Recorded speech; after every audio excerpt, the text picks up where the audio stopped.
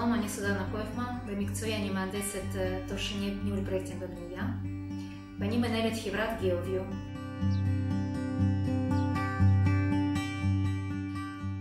חברת גיאוביו הוקמה בשנת 2000 למתן שירותי מיפוי ו-GIS למשרדים ממשלתיים. בין לקוחותינו משרד השיכון, קרן קיימת, רשות הטבע, אגודות המים, עיריות, ולאחרונה אנחנו התחלנו לעבוד גם עם קיבוצים.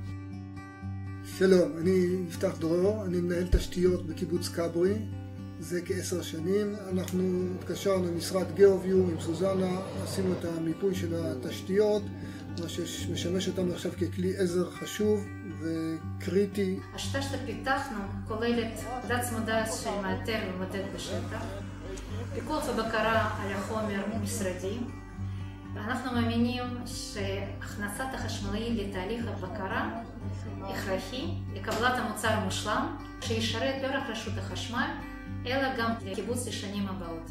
כאשר יש חשמלאי מלווה ויש מאתר מקצועי ויש מודד, אפשר לקבל מיפוי שיכול לשמש לו כבסיס לתכנון של השדרוג, כבסיס לתחזוקה ולא לעבוד על הרשות. ישנה רק דרך אחת מדויקת שהצוות הולך ביחד. לא יהיה מצב שהמודד יחפש סימני דגלונים כל מיני או סימני צבע שהספיקו להימחק. אנחנו קיבלנו הצעות מ4-5 ספקים של השירות של איתור מיפוי. ואני התרשמתי מכל ההצעות שהם יקדמו אותי צעד קטן אבל לא צעד משמעותי.